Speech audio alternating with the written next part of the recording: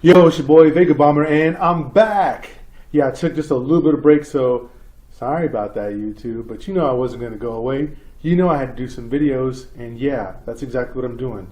So the topic today, is kind of like what I guess I've been doing. I've been kind of sleeping a little bit on some things, like my duties of turning the camera on and talking in front of it. Well, these are the films that you slept on in 2016. These are films that you probably didn't go see in the theater because you were watching either Suicide Squad or Batman v Superman or Civil War or whatever popular IP. You were probably watching that 4 and 5 and 6 times. And these movies slid right under the radar. But the good news is you can see them now on DVD or on VOD. So yeah, the movies that you slept on in 2016 that are worth a watch. Alright, so now that we know what the sleeper thing is all about, let me just dive into it. Now, there's several movies I could say here, but I'm only going to keep this list short because I'm going to keep this short. 5 movies, 1 honorable mention. And let me just start with the honorable mention. The honorable mention is a movie done and directed by Mel Gibson this year, and it was called Bloodfather.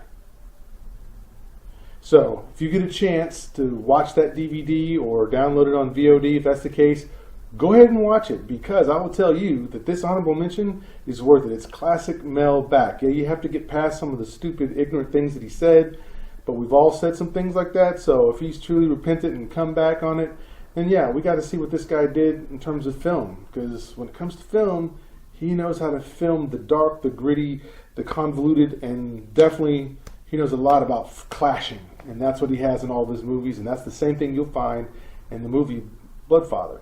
And that's my only honorable mention. And now I'm going to jump straight into top 5. Number 5 on this list is Race. It's the story about Jesse Owens. Now, you know, it was already on my list of movies I wanted to see, and it was on my list of good movies of 2016. But this is a movie that didn't get a bunch of box office receipts. Not a lot of people saw this movie, and it's a movie definitely worth you going and seeing. So I think Stephen James is the lead actor that plays I almost wanted to call him Jackie Robinson, but that would be 42. Jesse Owens, it's all the J's, I think it is. But Jesse Owens is an incredible story.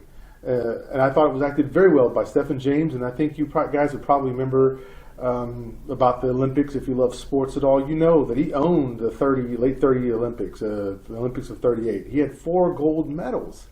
And he essentially was a superhero. He was the Flash before we had the Flash. I mean, this guy could kill it. You know, in any of those games, any of those track and field games, he was good at it. And so this story kind of shows how this guy, poor kid, skinny, slight of built, maybe not the biggest, strongest guy, but he could run. He could run to daylight. And you get to see his whole story, the whole Hitler angle, what America was going through at that time in the 30s, and just the barriers that he broke way before Jackie Robinson and the rest of them came along.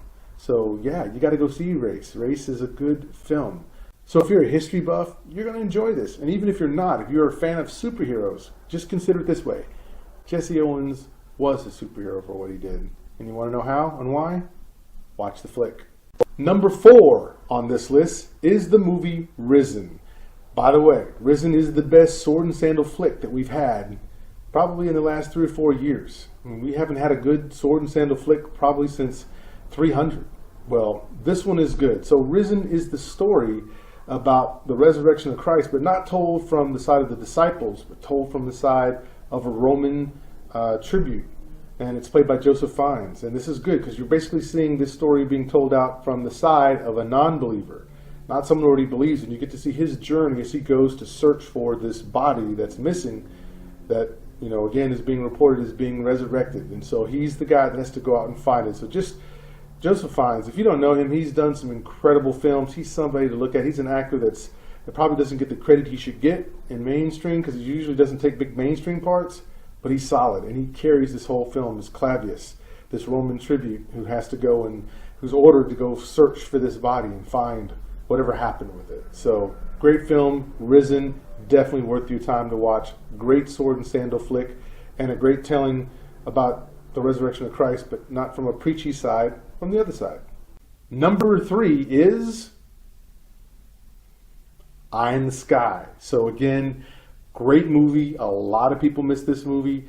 Helen Mirren's in it as the president, or I guess not the president, but as the leader of the MI6 military branch. And this film is all about this drone that they have that's up in the sky, that's locked in on a couple of key people who are persons of interest and people who they've been looking for a while that need to be taken out. And now they can do it with precision because they have a drone. But then there's some things that get in the way, some red tape, some politics, some human rights type of situations, moral things, ethical things, business things that all slide into just this one drone that's up, that's got these people on camera that need to be taken out because they're a danger to the world, and the tension mounts from that. So if you haven't seen this film, you need to see it, because Eye in the Sky is just a good flick. And by the way, Aaron Paul's in it. So if you like Jesse from Breaking Bad and you want to see something else that he's in, he's actually pretty good in this one as well.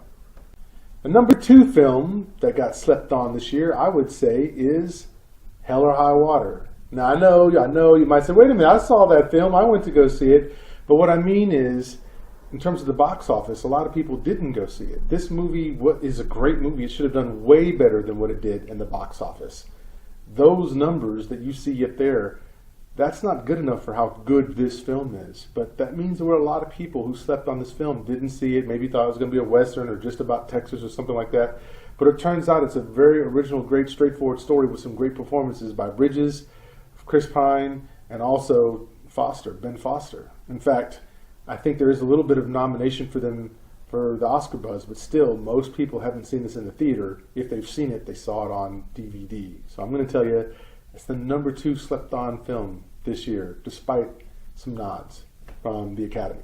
And the number 1 film is, the most slept-on film in 2016 is Sing Street. That's right. Now, not only is this a good movie, but the soundtrack is incredible.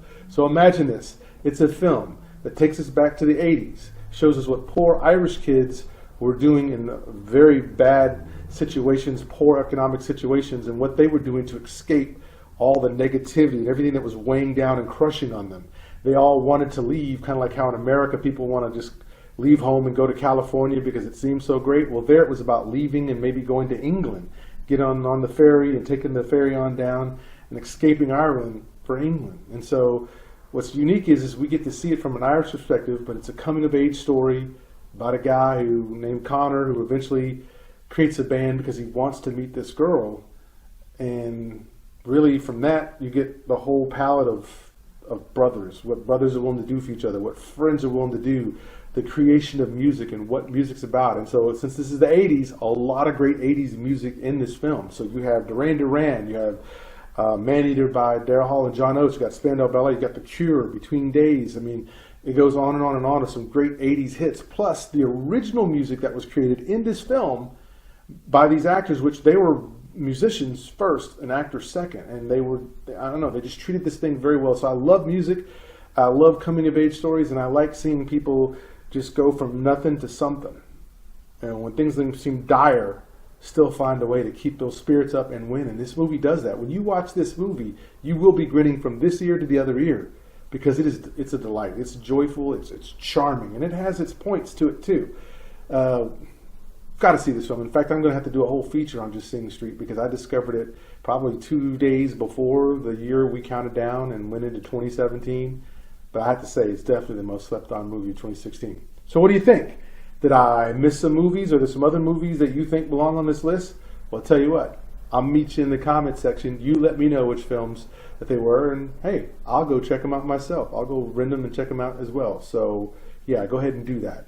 Anyway, let me know. And by the way, if you guys like this video, then like this video.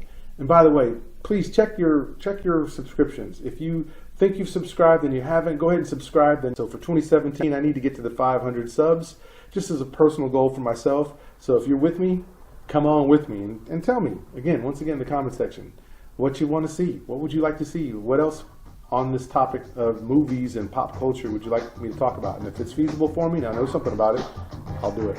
Anyway, it's your boy Vegabomber, and I'm out. Yep.